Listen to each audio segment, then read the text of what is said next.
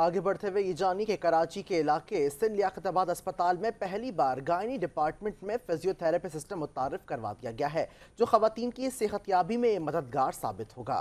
मजीद तफसीलात जानते हैं हमारी नुमाइंदा उरूज रिजवी से। उरूज, आगाह कीजिएगा।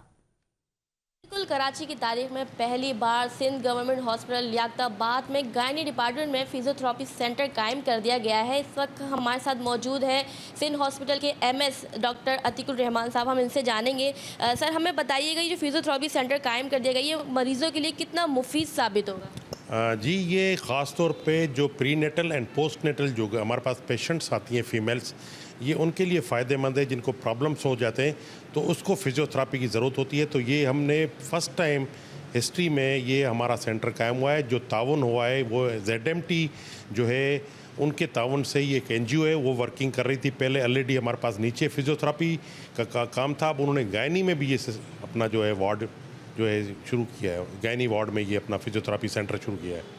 अच्छा जी, सेंटर शुरू किया है कि इसके अलग से लोग स्टाफ रखा जाएगा? जी, इसके ज़रूरी आपको समझ सकते हैं कि स्टाफ की तो ज़रूरत पड़ती है, तो उसमें फिजियोथेरापिस्ट और उनके साथ जो उसके अलहदा जो उनके साथ काम करने वाले लोग होते हैं वो भी रखे जाएंगे। जी बिल्कुल, जो गायनी डिपार्टमेंट में फिजियोथेरेपी सेंटर कायम कर दिया गया है, ये डिलीवरी के लिए आने वाली ख़वातीन को डिलीवरी से पहले और डिलीवरी के बाद जो फ्री कहेंगे हम मुफ्त जो है उनको फिजियोथेरेपी सेंटर के ज़रिए फिजियोथेरेपी दी जाएगी, उनके लिए काफ़ी मुफीद साबित होगी। जी।